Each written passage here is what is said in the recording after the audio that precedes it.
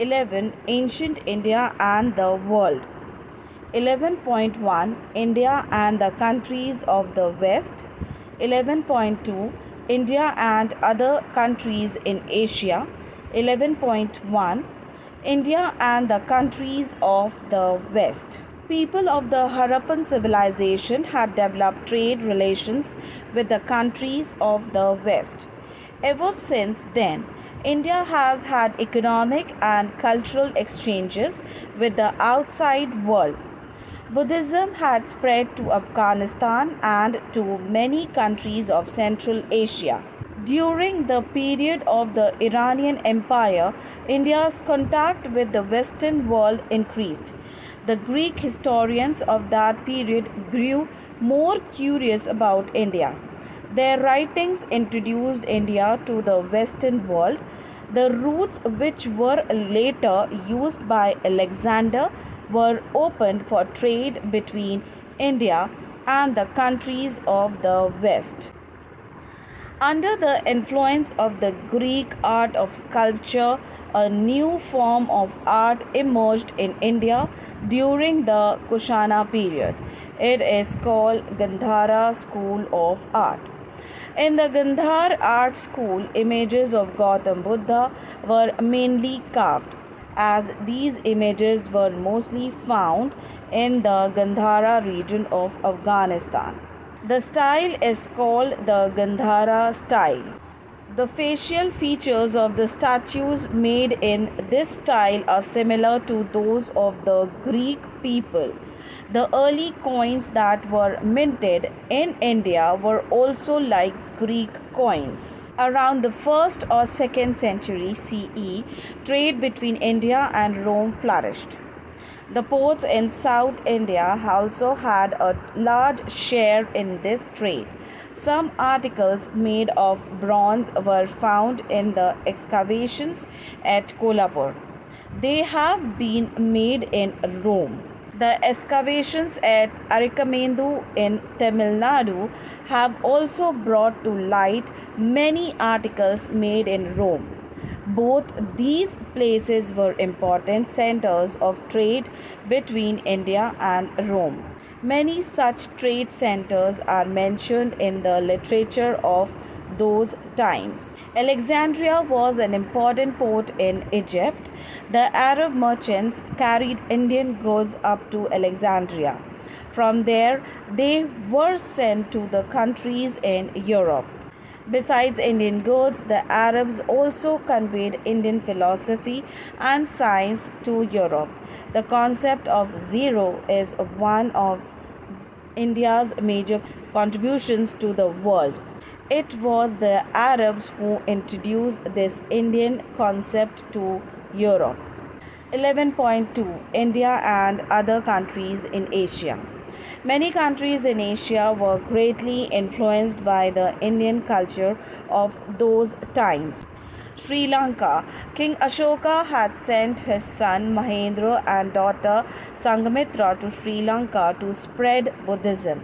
Their names are mentioned in the Buddhist text Mahavamsa, written in Sri Lanka. Sanghamitra carried a branch of the Bodhi tree with her. The Sri Lankan tradition believes that the Bodhi tree at Anuradhapur in Sri Lanka has grown from the same branch.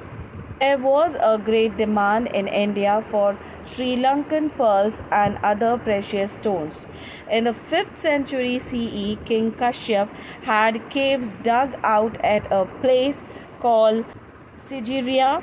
The wall paintings in these caves bear a resemblance to the paintings in the Ajanta caves.